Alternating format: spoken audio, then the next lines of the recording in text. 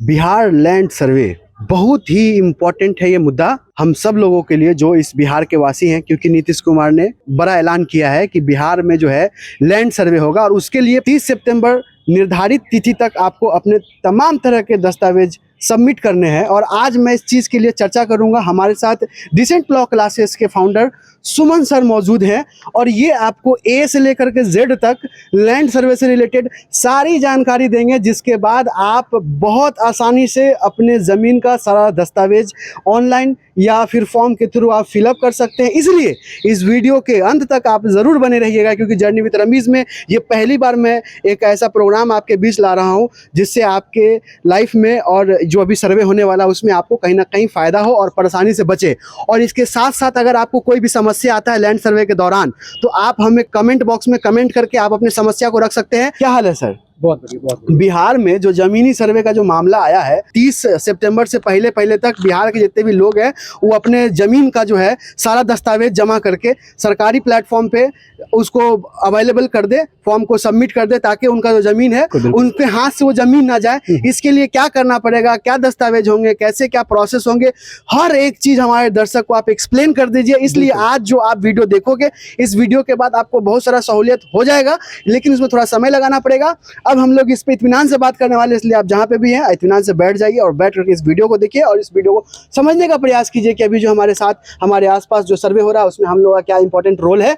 और वकील साहब जो है आपको एक एक चीज़ पे एलोबरेट करके बताएंगे कानूनी दावपेच से कि कैसे क्या होने वाला है। जी सर। सबसे पहले आपको बहुत बहुत थैंक यू, धन्यवाद। बात ऐसा है डियर ऑडियंस, अभी की जो वीडियो होने वाली है ये एक अलग प्रकार का वीडियो है। जैसे अभी इससे पहले मैं केवल और केवल लॉ से रिलेटेड टॉपिक बनाता था, हालांकि सर्वे भी जो अभी हम लोगों के यहाँ बिहार में जो सर्वे हो रही है ये एक अलग विषय की बात करता है और अभी ये सुर्खियों में रहने वाला टॉपिक है। तो मुझे लगा कि इस टॉपिक को लेकर के एक वीडियो बनाया जाए। इससे बहुत सारे लोगों को परेशानी क्रिएट होती है। ऐसे समाज में बहुत लोग हैं जो डरे हुए हैं, सहमे हुए हैं, अब इस बात को लेकर चिंतित है कि आखिर सर्वे तो स्टार्ट हो गई है, हम पढ़े लिखे नहीं हैं, किस प्रकार से हमारा ज़मीन का सर्वे होगा, पता नहीं, बहुत लोग जो है हमसे ज़मीन ठग लेगा, छीन लेगा, हमारे हाथ से ज़मीन निकल जाएगा। तो आज इस वीडियो के साथ बने रहिए। मैं पूरा गारंटी देता हूं कि इस वीडियो को देखने के बाद आपका ज़मीन आपके पास रहने वाला है। आपका ज़मीन, दुनिया की कोई ताकत नहीं है जो आपके हाथ से आपका ज़मीन को छीन सके, ये मैं आपको आश्वासन देता हूं। अगर ऐसा हो गया तो आप मुझे एक संदेश लिखना, कमेंट बॉक्स में लिखिएगा, आपकी ज़मीन दिलाने की मेरी गारंटी है, मैं गारंटी देता हूं। अगर आपके पास डॉक्यूमेंट्स है, अगर आपके पास उसका डॉक्यूमेंट्स है तो उसकी जिम्मेदारी मेरी है। डियर ऑडियंस, चलिए कहानी को शुरू करते हैं। देखिए, ऐसा नहीं है कि मैं बीच से कहानी को शुरू करूंगा, मैं पूरी बेसिक से स्टार्ट करूंगा कि आखिर सर्वे के ऊपर कंप्लीट जानकारी आप लोगों को हो सके। सबसे पहले हम लोगों को ये जानना है कि सर्वे होता क्या है। बिहार में जो सर्वे की सिलसिला स्टार्ट हुई है, इसका नाम क्या है, इससे पहले कई बार सर्वे हो चुका है, सर्वे का परिणाम क्या होता है, सर्वे का इम्पैक्ट क्या पड़ता है हमारे जीवन में। तो आइए स्टार्ट करते हैं। बात करते हैं 1890 की, 1890 की बात करते हैं। उस समय हमारे यहाँ ब्रिटिश गवर्नमेंट की सरकार थी, यानी हम लोग अंग्रेजों के शासन से रेगुलेट हो रहे थे। तो उस समय एक सर्वे हुआ था 1890 के दशक में, यानी कि 1800 की दशक में एक सर्वे हुई थी। उस सर्वे के दौरान उस सर्वे का जो नाम दिया गया वो सर्वे CS मैप कहा जाता है, यानी कैडेस्ट्रल सर्वे कहा जाता है। तो 1890 का जो सर्वे है वो कैडेस्ट्रल सर्वे के नाम से प्रख्यात है। इसके बाद बिहार सरकार के द्वारा 1962 में एक सर्वे हुआ था, हालांकि 1960 का सर्वे कहा जाता है, कई जगह 1962 भी कहा जाता है, लेकिन ये 1960 का सर्वे है। इस सर्वे का नाम दिया गया रीजनल सर्वे, यानी कि कई बार आप देखे होंगे RS मैप कहा जाता है, तो कई जगह आपका चलता है RS मैप चलता है, तो कई जगह CS मैप चलता है। CS मैप कहने का मतलब कैडेस्ट्रल सर्वे, RS मैप कहने का मतलब हो गया आपका रीजनल सर्वे। तो ये दो सर्वे हो गया, एक तो पहला हुआ था ब्रिटिश पीरियड में 1890 में, दूसरा हो गया 1962 या 60 में। अब सवाल ये आती है, अभी 2024 जो वर्तमान स्थिति चल रही है, जब वर्तमान समय चल रहा है, इसमें भी बिहार सरकार के द्वारा ये सर्वे जो चल रहा है इसका नाम है बिहार स्पेशल लैंड सर्वे। अब ये जो है इसका नाम होगा SS, यानी स्पेशल सर्वे। तो अब ये स्पेशल सर्वे के नाम से जाना जाएगा। अब ये सर्वे का जो अभी सिलसिला चल रहा है इससे क्या इम्पैक्ट पड़ेगा हमारे समाज में। कई बार आपको देखने को मिलता होगा, ऐसा कई बार नज़रिया मिला है कि भाई भाई में लड़ाई हो रही है, बहन भाई में लड़ाई हो रहा है, चाचा भतीजा में लड़ाई हो रहा है, पिता बेटा में लड़ाई हो रहा है। ये लड़ाई जो हो रही है ज़मीनों को लेकर के, ज़मीनी विवादें काफ़ी आपस में मतभेद हो रहा है, आपस में लोग लड़ झगड़ रहे हैं, आपस में मारपीट तक पहुंच जाते हैं, यहाँ तक कई लोगों को जान से मार भी दिया गया है ज़मीन के लेकर के। तो ज़मीनी विवाद एक अपने आप में बहुत सुर्खियों में रहने वाला एक विवाद बन गया है। तो मुझे लगा इस पर एक वीडियो बनाना चाहिए। तो इस वीडियो के दौरान कंप्लीट बातें बताऊंगा कि आपकी ज़मीन का सर्वे किस प्रकार से किया जाएगा, आखिर सर्वे में किस किस डॉक्यूमेंट्स की ज़रूरत पड़ती है, आखिर आपके पास जो ज़मीन है वो किस प्रकार का है, क्या आपके पास जो ज़मीन है वो खतियानी ज़मीन है या आपके पास वो ज़मीन है वो केवाला ज़मीन है, तो आपके पास कौन से ज़मीन है, ज़मीन कितने प्रकार के होते हैं, तमाम बातें करूंगा। तो चलिए स्टार्ट करते हैं कहानी को और बने रहिएगा मेरे साथ। मैं हूं सुमन और स्टार्ट कर रहा हूं कहानी को। डियर ऑडियंस, बात यह है कि इस सर्वे से हम लोगों को फ़ायदा ये होगा कि जो आपस में मारपीट हो रही है, लड़ाई हो रही है, ज़मीनों को लेकर इतना विवाद होती है, ये विवाद पूरी तरह से ख़त्म हो जाएगा। लेकिन ये कहना अपने आप में पूरी सही बात नहीं है, पूरी तरह से ख़त्म नहीं होगा, लेकिन इतना कहा जा सकता है कि 90% ख़त्म किया जा सकता है। रीज़न ये कि जैसे ही ज़मीन अगर ऑनलाइन रिकॉर्ड पे चढ़ जाएगा, ऑनलाइन डिजिटल हो जाता है, तो जैसे ही कोई व्यक्ति अपना ज़मीन किसी को लिखेगा तो उसी समय जिस व्यक्ति के द्वारा लिखा जाएगा उसके नाम से खारिज करके जो व्यक्ति परचेज करेगा उसके नाम पर एंट्री कर दिया जाएगा, यानी दाखिल खारिज अटेंडम बन जाएगा। इससे फ़ायदा ये होगा कि अगर कोई व्यक्ति अपना ज़मीन बेच रहा है, सुनने को पहले मिलता था कि किसी और का ज़मीन कोई और व्यक्ति बेच दिया है, तो किसी और का ज़मीन किसी और कोई और व्यक्ति नहीं बेच सकता है। जब ये सर्वे हो जाएगा तो सारी चीज़ें डिजिटल हो जाएगी, और डिजिटल कहने का मतलब सारी कुछ ऑनलाइन शो करेगी, यानी कि अब वो लफड़ा झगड़ा मारपीट बिल्कुल भी नहीं होगा। इससे लोग पड़े रहेंगे, चिंतित रहेंगे।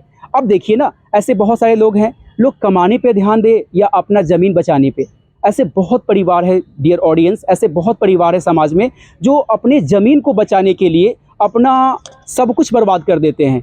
कोर्ट कचहरी केस लड़ते लड़ते, मारपीट करते करते अपना जीवन बर्बाद कर लेते हैं, अपने बच्चे का करियर ख़राब कर देते हैं। रीज़न ये होता है ज़मीन विवाद को लेकर के। तो ये ज़मीनी विवाद इतने तेज़ी से बढ़ रहा है, इसको ख़त्म करने के लिए बिहार सरकार ने एक बहुत बड़ा फ़ैसला लिया है, और बिहार सरकार का ये फ़ैसला को मैं धन्यवाद भी करता हूँ, और इसको कहीं ना कहीं हम लोग सपोर्ट भी कर रहे हैं। तो सबसे पहले हम लोगों को समझना ये है कि सर्वे होगा कैसे। देखिए, सर्वे के लिए बहुत सारे स्टेप्स हैं जो फॉलो करने होते हैं। अब जैसे मान लीजिए कि जो मौजा आपका पड़ता है, जिस भी मौजा में आपका घर है, उस मौजा में एक शिविर लगाया जाएगा, एक कैंप लगेगी। उस कैंप में क्या होगा कि जो आपका कर्मचारी है, जो आपका सरकारी अमीन है, जो आपका वहाँ का जनप्रतिनिधि मुखिया है, उनके द्वारा भी कैंप लगाया जाता है, सरपंच के द्वारा कैंप लगाया जाता है, जो कानूनगो है, इन सब के द्वारा कैंप लगाया जाएगा और आपको समझाया जाएगा, आप लोगों को बताया जाएगा कि आपकी जैसी ज़मीन है वैसे आप लोग उसमें अपना दस्तावेज पेश करना है, दस्तावेज आपको जमा करना है ऑफिस में सर्वे ऑफिस में जा करके। तो कुल मिलाकर ये कहना है कि हर मौजा में एक शिविर लगाया जाएगा, और उस शिविर में बहुत सारे पदाधिकारी होंगे जो आप लोगों को बताएंगे किस तरह से प्रक्रिया होने वाली है। तो एक कैंप के द्वारा आप लोगों को दिशा निर्देश भी दिया जाएगा। दूसरा, मैं इस वीडियो के माध्यम से पूरा दिशा निर्देश दे देता हूं कि आपको किस प्रकार से अपना फॉर्म फिलअप करना है, किस प्रकार के फॉर्म फिलअप किया जाता है, और कैसे आप अपना जमीन की सर्वे करवा सकते हैं।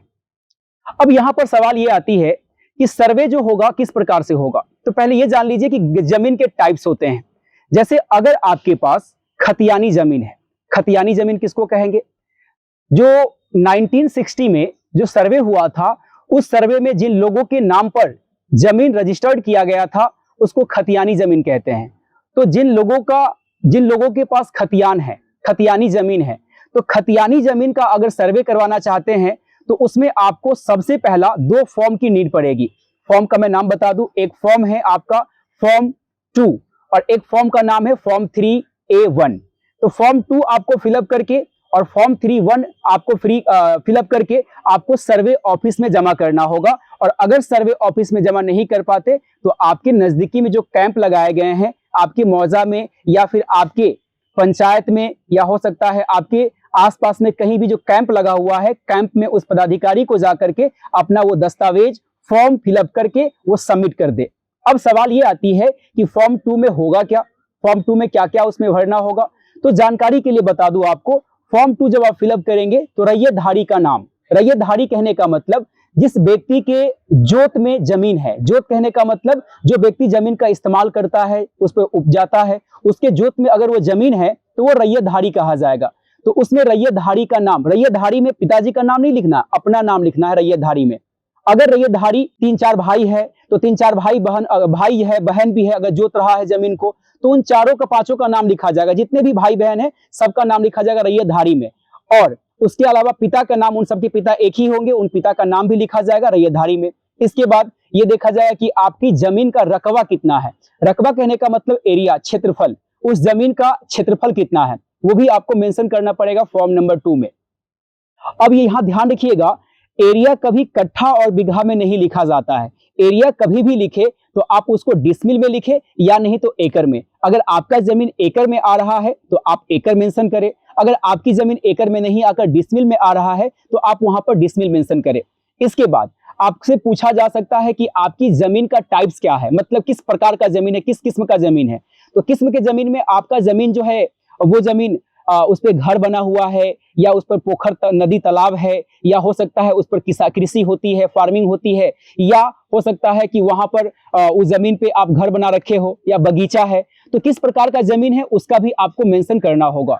इसके बाद उस जमीन में आपके पास क्या क्या डॉक्यूमेंट्स है, जैसे अगर आपका जमीन खतियानी जमीन है तो आपका खतियान का एक जीरोक्स लगाना होगा, और उसके साथ एक आधार कार्ड या एक वोटर आईडी कार्ड, उस पर मोबाइल नंबर लिख करके, याद रखे अपना मोबाइल नंबर लिखे जो मोबाइल नंबर चालू हो। ऐसा नहीं कि जो नंबर बंद हो चुका है वैसा लिखेंगे तो आपके मोबाइल पे कोई मैसेज या कोई कॉल, अगर कुछ छूट जाता है, अधिक कमी बेसी हो जाता है, उसको लेकर के आपसे कांटेक्ट किया जाएगा। तो ध्यान से अपना मोबाइल नंबर, सही मोबाइल नंबर लिखे और वहां पर आपको कांटेक्ट किया जाएगा।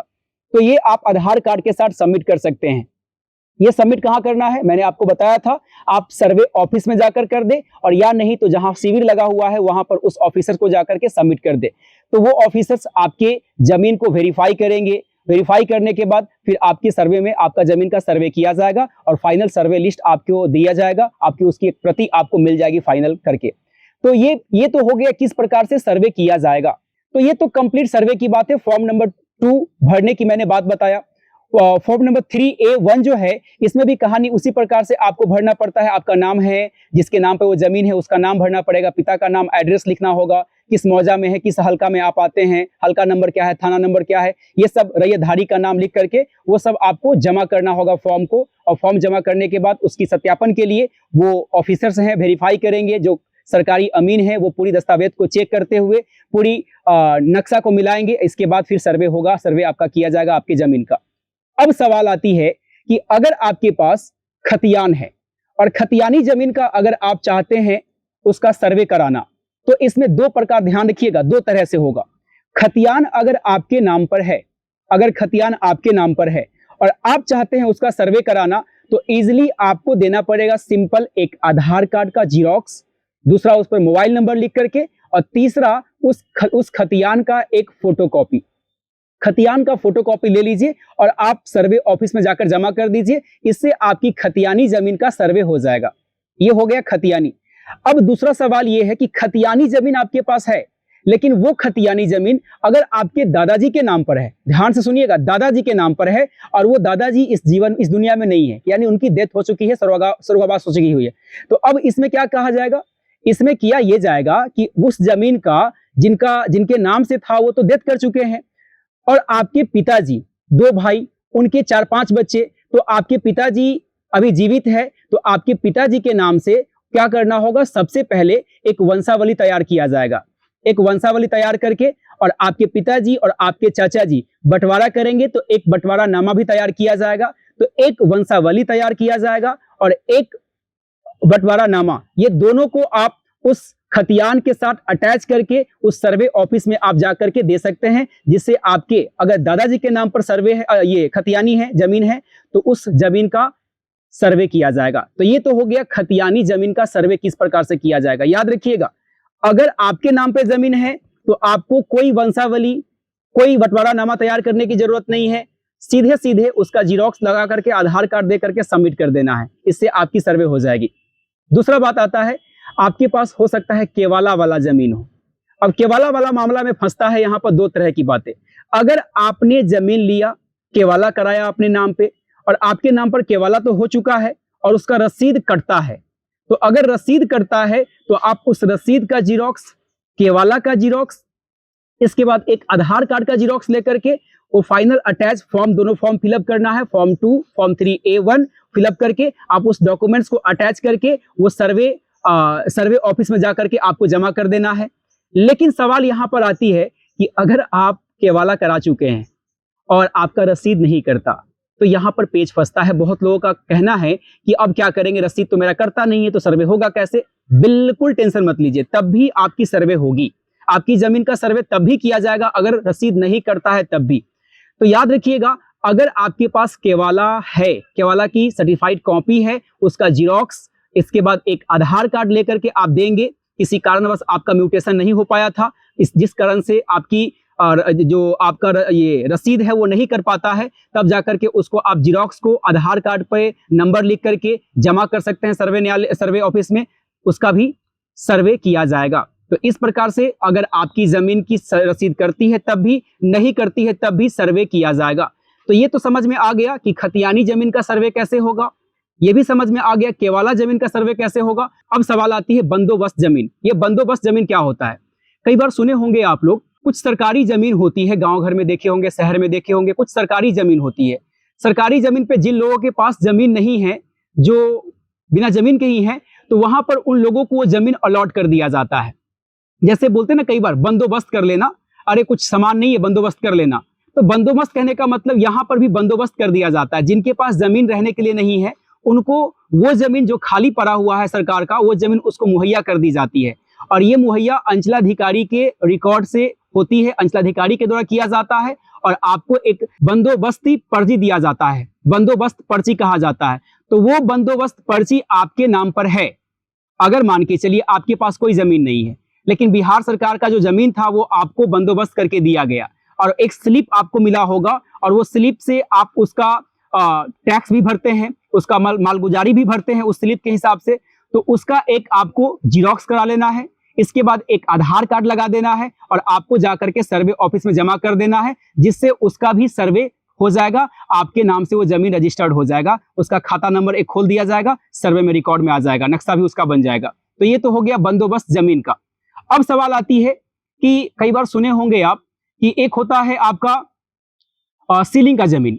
सीलिंग कहने का मतलब कुछ ऐसा जमीन होता है, जैसे कई ऐसा होता था, एक सीलिंग एक्ट आया था।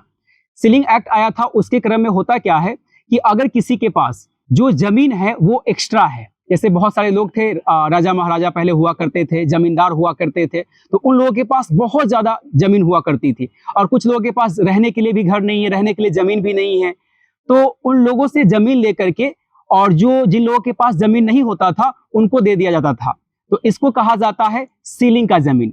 अब ये सीलिंग के जमीन के लिए भी आपको क्या होता है, जिसको बोलते हैं परवाना।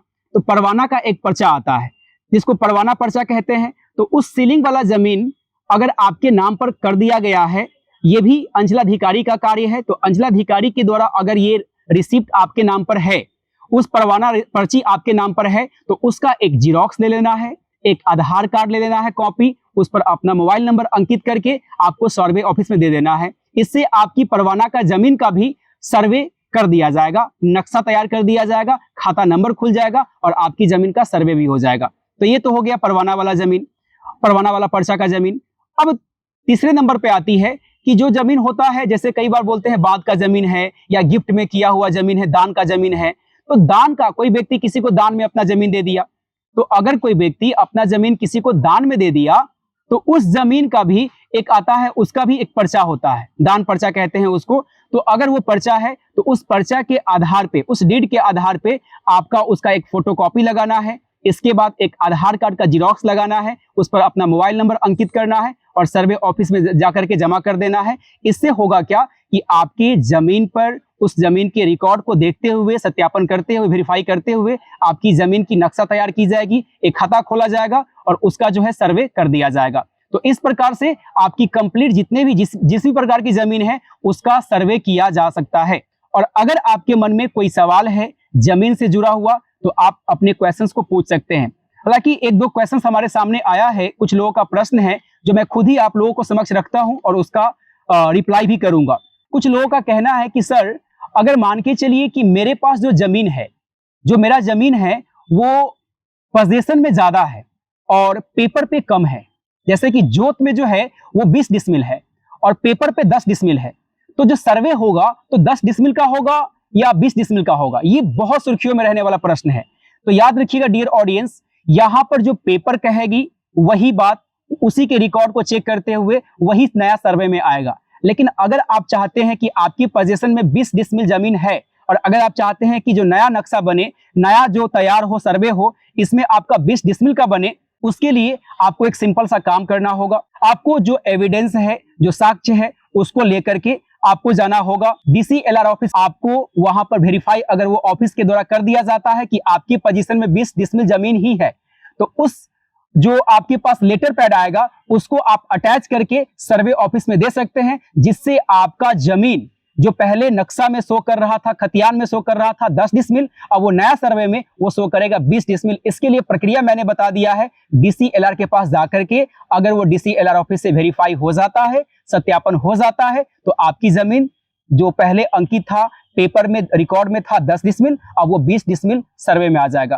तो इस प्रकार से अगर आपके भी मन में कोई क्वेश्चंस हो तो आप अपने कमेंट बॉक्स में लिख सकते हैं और आपके कमेंट के हिसाब से मैं एक नया वीडियो बना करके लाऊंगा, जिससे आपकी कॉन्सेप्ट भी क्लियर हो और सर्वे को आप भी सपोर्ट करें, हम सब लोग सपोर्ट करेंगे। एक खास बात है, एक बहुत लोगों के मन में आता है कि अंचलाधिकारी है, बहुत सारे ऑफिसर्स हैं जो पैसा लेते हैं इसमें और घूस मांगते हैं। अगर ऐसा आपको लगता है, अगर आपको भी ऐसा लगता है, तो सिंपल सी बातें हैं। इसमें सरकार के द्वारा एक टेलीफोन नंबर दिया गया है, एक कॉल नंबर दिया गया है जिस पर आप बात कर सकते हैं। वो कॉल है आपका 1065 पे कॉल करके आप उसकी शिकायत भी कर सकते हैं। तो शिकायत नंबर, कंप्लेन नंबर दिया गया है जिस पर आप अपनी शिकायत को रख सकते हैं, उस पर कानूनी कार्रवाई की जाएगी। अगर कोई ऐसा पर्सन, ऐसा कोई पब्लिक सर्वेंट करता है और ऐसा पाया जाता है तो उसके ऊपर कानूनी कार्रवाई कर दी जाएगी। नंबर नोट कर लीजिएगा, 1065 ये कॉल नंबर है। जैसा कि हमने आपको कहा था कि ये वीडियो आपके लिए बहुत ही इंपॉर्टेंट होने वाला है।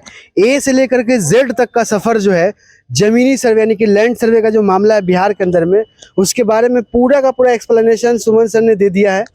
अगर इसके अलावा कोई भी प्रॉब्लम है आपका, कोई भी अगर आपका क्वेश्चन है, तो आप कमेंट बॉक्स में उस क्वेश्चन को टाइप करें ताकि हम आपको अलग वीडियोज़ के माध्यम से वो सारा का सारा जवाब आप तक पहुंचा सके, है ना। बिल्कुल। जैसा कि आपने कहा, जितना भी अलग अलग टाइप के जो लोग हैं जिनका अलग अलग समस्या हो सकता था, हमको लगता है कि इस वीडियो में सारा कुछ कवर हो गया है। बिल्कुल बिल्कुल, हाँ। और जो भी दर्शक अगर इस वीडियो को पूरा देखे हैं, कहीं ना कहीं वो इस बात को समझ गए होंगे कि अब उनको क्या करना है। इसके बावजूद भी अगर कोई पॉइंट अगर छूट गया है तो आपको घबराने की जरूरत नहीं है। आप बेधड़क आपको सवाल रेज कर सकते हैं और हम आपको आपके सवाल का जवाब जरूर डिस्प्ले करेंगे वीडियो के माध्यम से। ठीक है। और अभी जहाँ पे अभी जैसे कि कितने गांव होंगे बिहार के अंदर में जहाँ पे लैंड सर्वे का काम ऑन ग्राउंड चल रहा है? देखिए, ये कहना अभी थोड़ा सा मुश्किल है रिकॉर्ड के अकॉर्डिंग, क्योंकि क्या है कि ये काम बहुत तेजी से चल रहा है, यूँ समझ लीजिए बहुत तेजी से चल रहा है काम। बहुत इसमें गवर्नमेंट 1 साल का जो है टाइम ड्यूरेशन स्थापित किया है कि 1 साल के अंदर में हमको ये पूरा सर्वे वाला काम खत्म करना है। देखिए, घबराने की जरूरत नहीं है। लैंड सर्वे एक इतना अच्छा प्रोसेस है कि आपके पास अगर जमीन है और कागज कहीं ना कहीं आपके पास नहीं है या आपके पास है, एक बार जब फुल प्रूफ हो जाएगा तो आप और आने वाले जो वंश हैं आपके, उनके लिए ये बहुत ही बड़ा स्टेप है। क्योंकि कहीं ना कहीं बिहार में लैंड सर्वे होना बहुत ज़रूरी था। आज के डेट में बहुत सारे लोगों के पास सही से खतियान नहीं है, सही से दस्तावेज नहीं है, सही से स्लिप नहीं है, रसीद नहीं है। बहुत सारे लोग मौखिक ज़्यादातर काम किए हुए हैं, मतलब अदलैन बदलैन वाला कॉन्सेप्ट हमारे बिहार में ज़्यादातर चला है। कागजी काम हमारे यहाँ बहुत लोग नहीं भी किए हैं, जानकारी के अभाव में बहुत लोग कागजी कार्रवाई नहीं कर पाए हैं, इनके बहुत लोगों के पास डॉक्यूमेंट्स नहीं है। कई ऐसे भी केसेस आते हैं। हाँ, एक और बातें मैं शेयर करना चाहूँगा इसी के साथ। कई एक प्रश्न आया था मेरे समक्ष ही, कुछ रखा था, मैं ले नहीं पाया हूँ वीडियो में, तो अभी बोल देता हूँ। एक प्रश्न ये था रमेश जी, एक व्यक्ति आए मेरे पास, बोले कि वकील साहब, मेरे पास ज़मीन तो है, मेरे कब्जा में है ज़मीन, बट क्या है कि उस ज़मीन का पेपर मेरे पास नहीं है। वो पेपर इसलिए नहीं है क्योंकि घर में आग लग गई थी, जिस वजह से पेपर उसमें पूरा जल के ख़त्म हो गया, पूरा जल गया है। अब पेपर तो जल गया, पेपर जल गया तो अब मेरे पास कोई आधार तो है नहीं जिस पर मैं ये कहूँ कि ये ज़मीन मेरा है। ज़मीन कब्जा में मेरा है, पूरे लोग जानता है, गांव समाज जानता है कि ज़मीन मेरा है, बट वहाँ उसका जो पेपर है, डॉक्यूमेंटेशन है, वो मेरे पास नहीं है। तो क्या करें? तो डियर ऑडियंस, जानकारी के लिए बता दूं, अगर आप भी इस तरह के मामले से ग्रसित है तो आपको करना कुछ नहीं है। सिंपल से जाकर के आपको जिला में एक होता है अभिलेखागार। अभिलेखागार में जाकर के आपको एक चिरकुट अप्लाई करना है। चिरकुट अप्लाई करके आपको कुछ टाइम लगेगा, 10 दिन, 15 दिन, 1 महीना का, जिसमें आपको वो उसका नकल निकल के मिल जाएगा। नकल के आधार पे आप उसका एक कॉपी करा लीजिए और सर्वे ऑफिस में जाकर के जमा कर दीजिए, जिसके आधार पर सर्वे हो सकता है आपकी ज़मीन का। तो घबराइए बिल्कुल भी नहीं। अगर आपके पास डॉक्यूमेंट नहीं भी है तभी आप उसका नकल निकलवा सकते हैं। यहाँ तक कि अगर आप नकल चाहे तो ऑनलाइन भी निकलवा सकते हैं। याद रखें कि ऑनलाइन जो खतियान का नकल निकलवाएंगे तो अगर वो कंप्यूटरीकृत है, अगर वो कंप्यूटर के द्वारा बनाया गया है तो उसकी वैल्यू कम होती है। रीज़न ये है क्योंकि उसकी मान्यता नहीं दी गई है। अब जो होगा, ये पूरी की पूरी जो सर्वे होने वाली है ये कंप्लीट अब आपको डिजिटल कर दिया जाएगा। सारी चीज़ें आप मोबाइल पे देख पाएंगे, विजुअलाइज रहेगा। कोई व्यक्ति कितना ज़मीन बेचा, कहाँ से बेचा, ये सारी बातें आपको दिखेगी। तो अब वो फर्जी वाला नहीं होगा जो पहले बिहार में हुआ करती थी। तो बस 1 साल के बाद, यानी जब कंप्लीट ये सर्वे वाले काम कंप्लीट हो जाएगी तो इसके बाद चीज़ें बहुत क्लियर हो जाएगा, बहुत क्रिस्टल हो जाएगा। इसके बाद कोई समस्या आएगी नहीं। कोई व्यक्ति अपना ज़मीन बेचा, कितना ज़मीन बेचा, ये सारी चीज़ें आप देख पाएंगे। ठीक है, ये तो बहुत अच्छा जानकारी। मुझे इसके बारे में मैं रिसर्च कर रहा था तो पता नहीं चल पा रहा था कि जो भी लोग जो या तो बाढ़ आया, कागज खत्म हो गया, आग लग गया, कागज खत्म हो गया, कोई भी तो टाइटल नेचुरल करवा सकते डिजास्टर हैं। कुछ भी आया जिसमें आपके पास जो डॉक्यूमेंट था वो खत्म हो गया, नष्ट हो चुका है, तब भी आप रिकॉर्ड रूम से निकलवा सकते हैं। मतलब अगर वो चीज निकल गया तो इंसान के लिए ऑलरेडी बहुत आसान हो गया, बहुत आसान हो जाएगा। और एक बार जब सर्वे का काम कंप्लीट हो जाएगा तो आपका हर एक डॉक्यूमेंट जो है ना ऑनलाइन हो जाएगा। और उसके बाद क्या है ना कि आपसे कोई चीट नहीं कर सकते। बिल्कुल बिल्कुल बिल्कुल चीट नहीं कर सकते। और जो बीच में जो बहुत सारे मीडिएटर जो पैसा एक्चुअल में ग्रास्प कर लेते हैं, एक्चुअल में पैसा वो लेकर के, जिसको बोलते हैं दलाल बोलते हैं हमारे यहाँ, हाँ। उन लोगों का कहीं ना कहीं पत्ता साफ भी होने वाला लैंड सर्वे के बाद। तो लैंड सर्वे को जो है हम लोग सपोर्ट कर रहे हैं, आप भी सपोर्ट कीजिए और जर्नी विद रमीज में बने रहिए। डिसेंट लॉ क्लासेस के फाउंडर के साथ सुमन सर से आज हम बात कर रहे थे। इन्होंने बहुत ही अच्छे तरीके से लैंड सर्वे के हर एक प्रॉब्लम को, हर एक चीजों को बहुत आसानी से समझा दिया है। इसलिए आप इस वीडियो को 2 बार 3 बार आप देखें, जब तक आपको समझ में नहीं आए इस वीडियो को देख करके, और उसके बाद आपको क्या करना है ये बात आपको एकदम समझ में आ जाएगा और उसके बाद आप स्टेप कीजिएगा। और अगर उसके बावजूद भी कोई भी दिक्कत आता है तो आप हमें कमेंट बॉक्स में आप अपना मैसेज टाइप करके हमें बता सकते हैं कि आपको क्या दिक्कत आ रहा है, ताकि आपके उस प्रॉब्लम का भी हम सॉल्यूशन लेकर के आ सके। इसके अलावा कुछ भी अगर प्रॉब्लम आता है तो आप कमेंट बॉक्स में आप अपना नंबर, अपना प्रॉब्लम सब दे दीजिए, ताकि आपको हमारे जो मेंटर्स में जैसे वकील साहब और ऐसे बहुत सारे एडवोकेट्स हैं, हम कहीं पे भी लेकिन आपके सॉल्यूशन, आपके प्रॉब्लम का सॉल्यूशन कराएंगे। जहां तक हो सकता है हम आपको हेल्प करेंगे। जर्नी विद रमीज में जुड़े रहने के लिए धन्यवाद। डिसेंट लॉ क्लासेस में बने रहने के लिए शुक्रिया। और इसी के साथ हम आपसे विदा लेते हैं।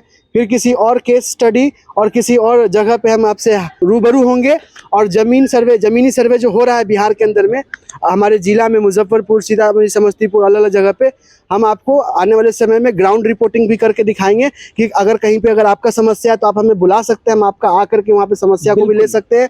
अगर आपको लगता है कि आपके गांव में कोई बहुत बड़ा इशू है, प्रॉब्लम है, आपस में एक दूसरे से बन नहीं रहा है, चीज़ें हो नहीं पा रही है, वैसे सिचुएशन में भी आप कमेंट बॉक्स करके सारा मसला दे सकते हैं। हम अगर पॉसिबल हुआ तो हम आपके गांव तक जरूर sure sir. Thanks for watching. Thank you.